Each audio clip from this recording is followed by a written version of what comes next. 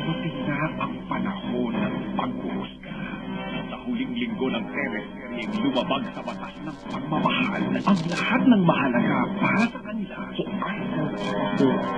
Kukunin ko si Baby Michael. Hindi mawawala. Sabi ni Mama Beth, inatakot daw niya si Baby Michael.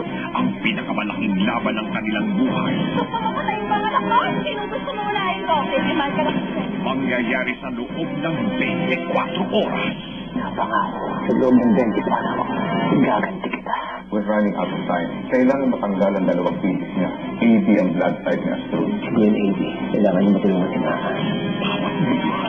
Tandaan mo kung hindi mo mabibilang ang sinambalang ito. Bawat segundo. Wala akong dapat pagbayaran kung mamatay ako sa kahit anong paraan. Kailangan tutukan. Hindi ko na ito. Ibibigay ko ang kailangan ng mga. Huwag ka tuwing na! Tawa ko ayos na! Sino?